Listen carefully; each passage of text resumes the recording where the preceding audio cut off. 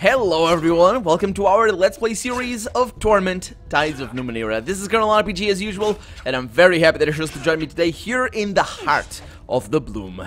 Yes, that's right. And by the way, this has the most awesome soundtrack, or track of the soundtrack of this game so far. I was listening to it. If those guys shut up, and I shut up.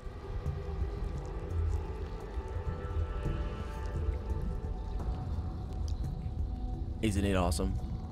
Yeah, Mark Morgan, ladies and gentlemen, Mark Morgan. But yeah, you can go and look up the soundtrack for this game on yourself by your own. I'm here to Let's Play Torment, Tides of Numenera. Let's talk to Vonesian over here and see who he is, why he's invisible and sort of thing. And those guys are gonna keep doing that, which is gonna be a little bit annoying, but sure. The man before you emanates gloom. His body is emaciated, and though he is quite tall, his hunched posture makes him appear shorter. The bags under his eyes are black and pouched, and his lips are almost comically downturned. Most of the time, his body is nearly transparent, though he fades in and out of view. Terror describes every line in his body, every sidelong glance. He sees you approaching and flinches. With a shuddering breath, he straightens, smooths out his ragged clothing, and says, I am Vonesian. Hello. He's not like most of the others, he thinks. Perhaps because he just arrived? Tell me how you came to be here. I don't remember much, he says, touching a ghostly temple with a shaking hand. I was following someone I knew. To help them? Cut them. His fingers press into and through his head, and he doesn't notice. A maw burst from the floor. I fell. Felt crunching. He raises his eyes to yours. It was me. My bones, my body. But I'm still here. And he stares through one of his transparent hands. Every day, the bloom takes more of me. The bloom takes more of me. I'm fading away. There is no way out, he thinks. I've been here long enough to know that. What can you tell me about this place? The gullet, they call it. This is where the bloom's food is digested, where fear fades to despair, where we wait to dissolve or to die, and he swallows. I've survived longer than the others by hiding in shadows. The ones that fight each other are always looking for prey. And he covers his eyes, but you notice they're still open, and his hands are transparent. Yeah, I've seen such strange things here, such horrible things. Like what? I spent a day watching a bulge move down the wall over there, and he says, pointing. I thought it was a tumor at first, but then I heard it sobbing, begging for help. And he turns back to you. After a time, it dissolved into the wall, and the begging stopped. Oh boy, what other strange things have you seen? A talking wound in the floor, speaking through bubbles of pus. I promised it was an escape from this place, a tunnel to the outside. Only one of us was desperate enough to believe it. And he hesitates, shaking. Robin crawled in. She said she could see daylight. Then the wound chuckled, and we heard bubbling, like a pot on the boil. He closes his eyes tight. She screamed for hours and hours and hours. Did she? Acid? Maybe? Because it mustn't have been actual boiling. So this is like hell, basically. It looks like. What other strange things have you seen? The whirlpool, he says. There's something inside it, down below, a heartbeat like thunder. People who stare down that hole, who listen to the beating of the heart? He shivers. They can't walk away. They lean closer, and fall in. They fall in smiling. Oh, well, okay, it's like it's any other maw then. It might be a clue, actually. That might be an actual maw. What other strange things have you seen? Nothing more. At least I will not speak of more. Okay, can I ask you anything else? No? Okay, farewell. Farewell? Not here. Not ever again. Okay, we have that. We have the bloom juice, so we're pretty good on that. Let's have a chat with these guys, because they are annoying. A knot of human figures stab and cut at each other, snarling like beasts. All of them are semi-transparent, fading in and out of corporeality. Corporeality? It's the... if you're corporeal, if you have a body, you have corporeality, but that sounds weird. That reads weird. Anyway, they're a strange mismatched group, and they seem to be attacking one another randomly. If you remain here, or try to move past them, they're likely to see you. I'm gonna stand my ground. You hear a sharp intake of breath, and a pair of combatants disengages. A wild-eyed man turns to look at you. He's wearing the garb of the Memovirus thugs. Someone is here, he hisses. Someone to kill. The others break away from each other and advance in your direction. Faces twisted in mindless rage. Okay, so I'm thinking we're gonna be able to talk to them, because these guys might be... Oh, he's taunting. Oh, he missed! He missed this taunt. Okay. We can't actually talk to them, but it's just... There's Murdens over there. Oh my god. At least they shut up! Look at that! Isn't it brilliant? It's brilliant. The sound design actually for this game... I'm not sure if it was Mark Morgan that did it. Because if it was, I wouldn't be surprised that he just overlooked a lot of little details. Like Eretiz's, for example. Eretiz's aura that nobody seemed to mind. Or these guys being annoying as we listen to a conversation. Anyway, it's all fine. Vonesian, are you gonna fight for me? Well, he's fighting. He looks hideous. Look at that. Just look at what his thing is up here. Okay, so we have Eretiz. And Eretiz has Opportunist. He's got Fell Swoop, which is pretty good, and I will want to use that. These guys have 44 health, so they are very, very easy to kill. And it's gonna be easy as all hell. And we got the Predatory Echo, so they're all the same. So I could move you over there and do the Fell Swoop from here. I think that's a better move. Hopefully it will work, because sometimes it doesn't because of the... Oh! Freaking hell. Seriously. Seriously. No. No. Yeah. No. I'm not. No. Nope. It's just annoying. Get me an Hex bait. Come on. Get me... Agreed. Haven't these guys... Seriously. This hasn't been annoying so far in the game. And for that, I must commend it. But for anybody that has played Heroes of Might and Magic 4 and has read anything about game development history, especially the development history of Heroes of Might and Magic 4, you will know that you never make a game without a greed. This system is shambles, and it shouldn't be here. Again, I repeat, it hasn't really spoiled the fun, but now that was a problem. That was a problem. So, yeah. Well, it's also the fact that I don't really know the game too seriously. Or too reasonably. Did that work? No, he missed again. Okay, that's brilliant. Okay, let's do this again. So I'm gonna bring you over there. And I think... what I'm complaining about is the fact that we can't move without spending the action after that. I think we might be able to, because I think I've seen that happen. But I am not gonna risk it. And there we go. That's what I wanted. Maximum damage. Yeah, he doesn't apply the maximum damage. Level of effort 1, yeah. And that adds to the damage. Might edge. Right? Yeah. Or maybe it doesn't add to the damage, I don't know. I bet your ancestors felt that. I'm gonna need to look at his weapon. And see basically if he has... what his maximum thing is. These guys have a lot of defense though. They're powerful things. The thing is, I also have pretty powerful abilities. I have, let's see... Sucker Punch, nah. Issue Challenge. No. Hook. No. Quantum Detonation. That's good. Let's throw it over there. That's what you get. See? You're suckers. You get killed. So move you to the side and the game auto ends. These guys are not going to get out of there, I don't think. They're going to attack Eretiz. Eretiz got health for days. How much health does he have? 61. That is pretty good. And then it's my turn with, let's see what I can do here. Mind Control. That could be a thing. And I'm definitely going to be able to do this. So I'm going to try and Mind Control you. Easy peasy. What is this? What is this? Yeah, he's controlled now. And you're going to get out of there because... you're gonna die. There's a lot of crap that I have. Oh boy. Alligern, what are you gonna be able to do, mate? You're gonna do good things, I know. We're not gonna use the Leaving Tattoos anymore, although I don't think that actually matters. We could cast you. That could be a thing. But I'm not gonna use that on you right now. I think it'll be fine. Although healing... some protection would be nice. Adaptation. On him. Okay. And that's actually gonna give adaptation to me. Oh, actually, wait a minute. That's right. If I do... ooh, wow. This is good. This is so good that I have that skill. Okay, I'm gonna need to... you get out of there. Get you over here. So look at this. If this works out, I think it will. It's gonna give adaptation to us all. Unless it doesn't work. Feels like everything's going to be all right. I think he got protected. Yeah, he did. So see? That's what I'm talking about. That's what I'm talking about here. Of course, this... oh! Brilliant. He's immune to flanked as well. Yep. So there we go. The game doesn't have a difficulty rating, by the way. Difficulty setting. Where are the... Oh, is that guy hiding? That guy's hiding. Aw.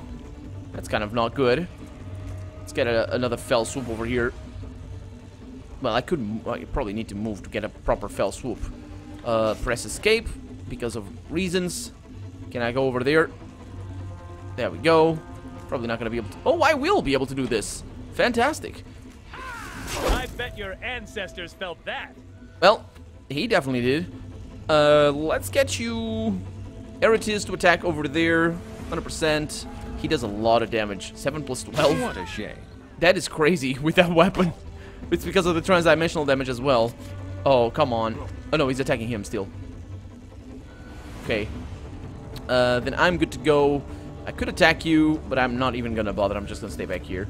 And I can move you out of range. Yeah, just move over there. He didn't get the protected, though. What's he doing? Okay, they're just attacking him. Oh! He's taking a little bit of damage. Got knocked down. No, what happened? No, that was them that took a little bit of damage. So where are these enemies? There's another one over there.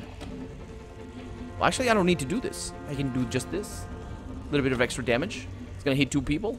Yeah, it does maximum damage. It's good. Did it?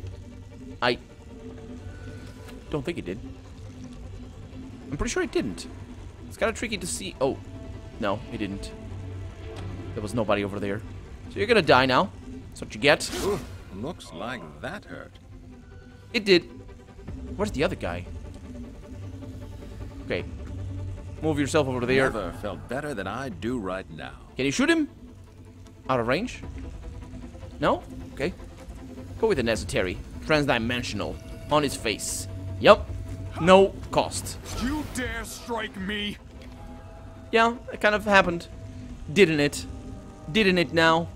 Okay. So let's see what we have here. Take that. Thank you very much. I'll need to look at that axe, at these axes over here. They might not be necessary, because they're probably crap axes anyway. Come on. I don't want to click on my cast off. There we go.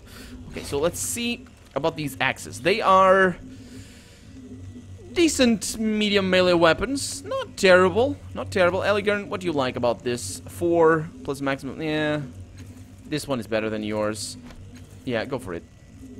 I mean, it's medium. This one does 4 plus 3 plus 2 per effort to a maximum of 2. This one is the same per effort. It's just a little bit... It's just... You know what? I think... this is a very good weapon, all things considered. But yeah, it's a good weapon. I'll keep it. And it's not the first time we have that weapon either. Got another one. Okay. So that does it for these guys. Oh, wait a minute. What's my... It's got... Oh. Ah. It changes. It changes. Okay, so these guys are dead. I'm gonna save the game there, and let's continue. And there's the Murdens. A medium melee weapon for speed. So, it's not good for much. Actually, it could be good for him. A Disruption Blade. Huh. Let's take it. See how good it is. What do you have? Nah, it's not good for him. He's got the best thing ever. This is just amazing. And besides, I think he's not you. I don't think he's medium. He doesn't have anything. He doesn't have preference, but it's a pretty good weapon, all things considered. Okay. Fluid pumps through the giant viscera. Occasionally, a larger shape will pass through one of them, and you dimly hear a gurgling sound of a soft moan. Yeah. Yeah. A wall of bones grows jagged and sharp, covered with tiny protrusions that would rip bare flesh. So you don't touch that? Is that what it means? This looks very nasty. This looks very, very nasty. Hello, Mr. Murden. Can I talk to you? Are you normal? Well, maybe. Are you normal? A normal Murden? The down of this Murden is patchy and streaked with his abhuman blood. Glassy eyes filled with hatred stare at you, and its beak dribbles foam. It cradles a racked bundle fiercely to its chest. As you approach, the Murden blasts a field of static into your mind. You involuntarily step back, unable to get any closer to the creature. Unlike other Murdens you've encountered, the mental blast of this one is not just annoying, it's actively painful. The Murden is clearly in a feral, desperate state. Its glassy eyes suggest delirium or madness. Perhaps it has somehow intensified its psychic abilities. Let's push through and get closer to him. Oh, wait a minute. What was my other ability? Can I press escape here? I can. Touch the magmatic amulet. Why would I do that? Huh. I'm not going to want to use that until I know what it is for. The Murden's mental shrieking batters your mind, but somehow you're able to overcome the pain to step closer to the Murden. You can reach out and touch it from here. The Murden's beak opens and closes, snapping at you in a desperate attempt to hold you off. With one hand, it tries to conceal its cloth bundle behind its back. I don't like how the game is calling it a bundle time and again. Not only in the first time it describes it, but in the second one, and in the choice that we had to talk to him before. I think it might be his kid. I don't want to have to kill a baby Murden, to be honest. And he's not attacking me, so let's leave him alone. He doesn't want me, so let's not mess with him. Yep, that's my decision right there. Although I am curious to know what that was. Okay, so we have Brain, we have an anus, and we have a guy named CO1 who I believe might be somebody that I know. I remember that name. This fat, blubbery flesh is soft and yielding, actually, threatening to suck you down if you tried to wade through it. Why would you wade through it? No, don't click that. So we got a lot of things. And also a thing on the west that I didn't mess with. Let's take the shins. Why would we have shins down here? I mean, yeah, I know why. Because shins are not money. They're just random nonsense that you find. It's what it is. It's just, oh, look at this. Looks like a coin. And it works like a coin. Oh, yeah, the tongue cluster over here. I want to see what that does. A cluster of bloom tongues sways before you. These are much like the ones you encountered in the trade post, but this time the hissing and buzzing voices of the bloom are eager and impatient, worming their way into your mind. Oh. I forgot about that, actually. The magmatic amulet has to do with the bloom alone. Let's use the amulet to communicate with the bloom tongues. Because we did that before. The voices grow louder, slithering into the cracks and crevices of your brain, dragging forth memories that are buried deep within you. Pain lances through your head, white hot, as the tongues fixate upon a memory and try to wrench it free. And again, I'm gonna allow it to wrench it free. It's gonna do a little bit of damage, but that's okay. It actually did mental damage. Did you notice that? It had the little mental damage type deal. Yeah, it doesn't say over here. With a final gout of searing agony, a memory bursts into your conscious mind. A great mountain shudders above you. A sickly green glow emanates from its peak, and all around you pilgrims make their weary way towards it. You recall seeing a star fall, blazing viridian in the night sky. And that's a color right there. And you knew it held an object of great power, and you wanted it. But now, as you stand on its slopes, a sudden wave of revulsion overcomes you. Why are you here amongst these people? What do you have in common with them but a siren call of curiosity? You turn and walk away. You push through the crowd, worry building in your chest. Their blank stares tell you that you're making the right decision. A few kilometers later, you stop to catch your breath. The mountain rumbles again, and it overflows with a pus-like lava, a wave of pestilence that overwhelms the crowd. The mountainside is still for a moment, and then you see the erstwhile pilgrims burst from the muck and form into military formations. Whatever becomes of them, you'll be no part of it. The memory ends, and the bloom tongues sag drunkenly against each other, sated by their feast. You sense that you may be able to seize control of them now. Yeah, so this is like a maw. It's like a sacrifice to the bloom, and it's just, I don't remember that now, but it's okay. Let's take control of the bloom tongues here. Actually, what is the other... Oh, I can press escape here? Oh, I wasn't pressing escape. Break your connection. Nope, let's do that.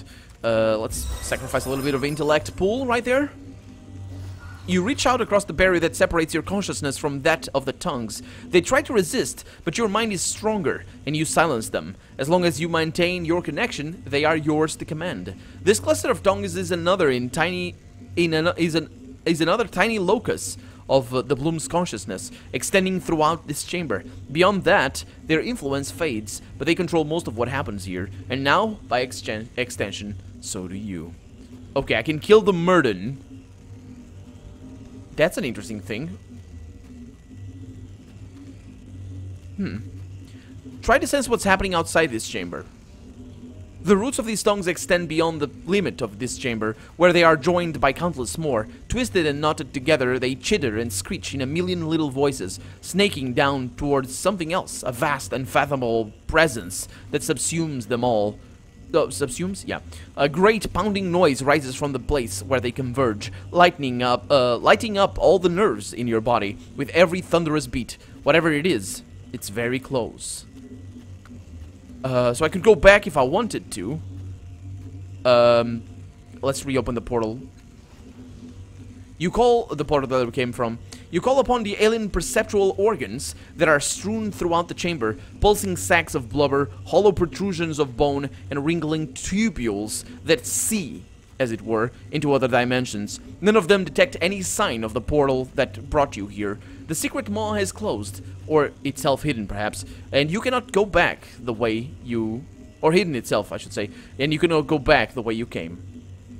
Okay, so let's try and sense the things again. Yeah, okay. Let's break the connection. You release your grip on the amulet, and the voices of the Bloom tongues fade.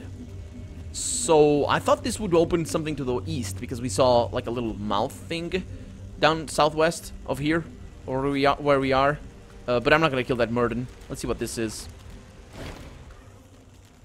3 fat arteries converge under their bridge of bloom flesh, spilling a foul, sludgy mess from the other side. It empties into the pool and spirals down into an open sphincter. Yep. A step away from it. I guess that's that. These tubes are very nasty. Really very nasty. Let's not talk to see one over there. Oh my god. Artaglio! That's why I know their names. You guys remember Artaglio? That's the guy that got devoured by the Bloom in the Bloom's the surgeon's slump. And that's probably why I remember CO1. Although I can't remember where from. Oh. There's people fighting or something. Despair lines the face of this ghostly figure. His alkaline features are clean and strong. His head shaven. His eyes, empty sockets, are bleeding. But they turn to you. Hello, he says. His voice is deep and spectral. I'm glad you're here. Kill me, please. He looks substantial, he thinks. Could he have arrived here without being eaten? What happened to your eyes? I don't know, he says flatly. I came here too long ago, and memories are the first things the gullet takes. Then hope, then the senses. He looks down. All I know is what I've been here is that I've been here a long, long time. And why are you standing here? Listening, he says, with a slow nod in the direction of the whirlpool. It sounds like a heartbeat, doesn't it? And he leans forward ever so slightly. It sounds like peace. Well, you ever think that standing near this thing is what's making you want to die?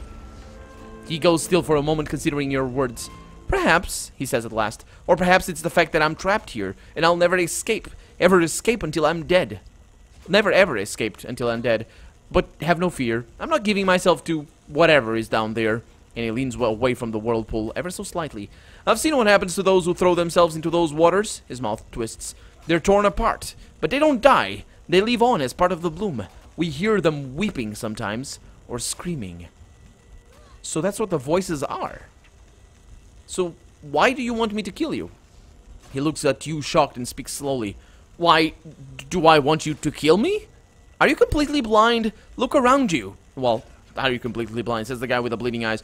Look around you. Look at this place. Do you think I want to dissolve here? The Bloom is eating me, digesting me, and I'm stuck in its gut. What life is left for me? And what happens if I kill you? Then I die. I disappear. The Bloom gets no more of my essence. Whatever afterlife may await us is my reward. If you don't... And he falls silent, sighing. Well, if you don't, I'll be here, fighting despair, listening to the weeping of others, and trading hopeless words until I fade away.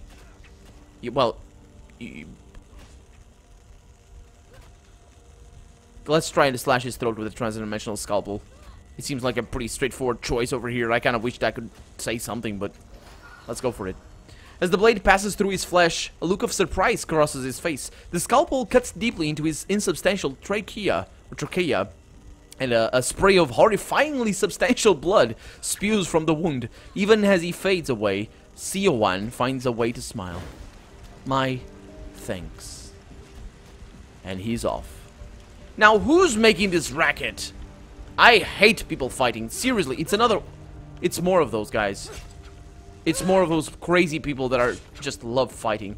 Heria. Yeah, it's the predatory echoes. They're just idiots. That's what they are.